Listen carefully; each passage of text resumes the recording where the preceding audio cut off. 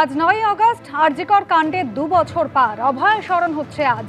সমস্ত medical college, হাসপাতাল, স্বাস্থ্য কেন্দ্রে নিরাপত্তা পালন করা হচ্ছে। সরাসরি চলে যাব, আমাদের প্রতিনিধি সন্দীপ সরকার রয়েছেন আমাদের সঙ্গে। সন্দীপ, জুনিয়র ডক্টরস ফ্রন্টের তরফ থেকে কিভাবে স্মরণ করা হচ্ছে অভয়াকে, কি অঙ্গীকার করছেন তারা? আরজিকর হাসপাতাল, যেখানে এই নৃশংস নির্মম ঘটনাটি ঘটেছিল, তার ঠিক উল্টো দিকেই একটি বস্তি অঞ্চল, সেখানে অভয়া ইউথ ফোরাম এবং West Bengal junior doctors front তাদের তরফে আজকের এই দিনটাতে তারা অভয়া ক্লিনিক করছেন। যারা মানুষ রয়েছেন, স্থানীয় মানুষজন, তাদের স্বাস্থ্য পরীক্ষা থেকে শুরু করে তাদেরকে চিকিৎসা পরিষেবা পৌঁছে দেওয়া, এটা যেরকম হচ্ছে, কিন্তু উদ্দেশ্যটা হচ্ছে আজকের এই দিনটা, যে দিনটাতে আজ থেকে 2 বছর আগে আরজিকরে সেই নৃশংস ঘটনাটি ঘটেছিল, সেই ঘটনার স্মৃতি যা এখনও মানুষের মনের মধ্যে টাটকা, সেই স্মৃতিটা কোথাও একটা আবারও তাদেরকে তাগিদ যোগাচ্ছে যে নতুন করে এই আন্দোলন, এই লড়াইয়ে বুক বাঁধতে। আপনারা আজকে দেখতে পাচ্ছি যে আপনারা এখানে এসেছেন, সকলে রোগী দেখছেন। আজকে 2 বছর হলো। এই 2 বছরের মানে প্রাপ্তি বা অপ্রাপ্তি কি বলবেন? দেখুন, 2 বছর পেরিয়ে গেছে। প্রাপ্তির জায়গাটা সত্যি হতাশাজনক।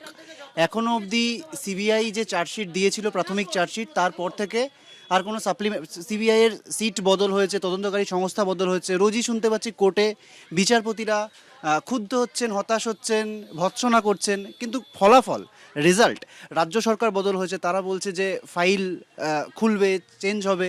কালকে একটা খবর দেখলাম যে স্বাস্থ্য দপ্তরই নাকি একটা তদন্ত চালাবে, কিন্তু সেই নারায়ণ স্বরূপ নিগম তিনি এখনও মাথায় বসে রয়েছেন।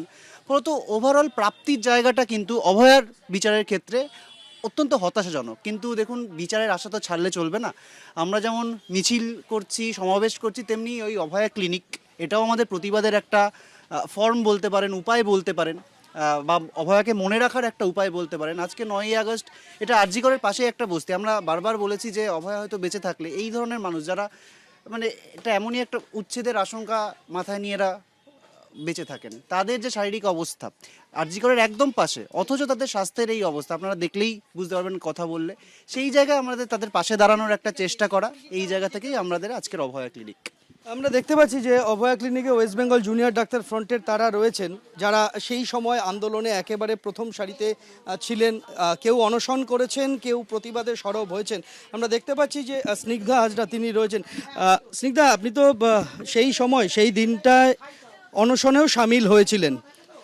আজকের এই দিনটা, এটা এই অভয়া ক্লিনিকটা শুধুই কি প্রতীকী, না কিছু বার্তাও দিতে চান আপনারা?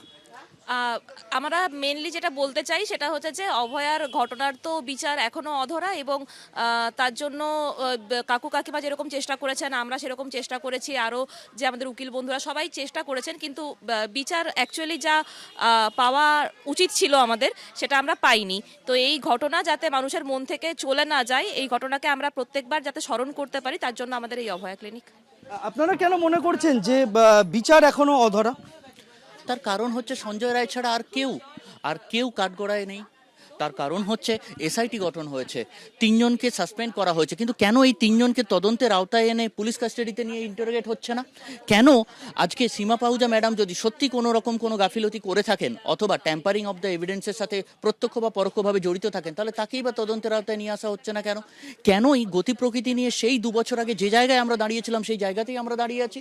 এর জন্যই মনে হচ্ছে যে কোনো গতি প্রকৃতি নিয়ে কোনো পরিবর্তন হয়েছে। আমি জানি না কিসের ভরসা হয়েছে, আমি জানি না। তার যে কারণের জন্য আমাদের বারবার মনে হচ্ছে যে গতি প্রকৃতি, তদন্তের প্রক্রিয়া এক জায়গায় একভাবে স্থগিত হয়ে আছে। এবিপি আনন্দ, এগিয়ে থাকে, এগিয়ে রাখে।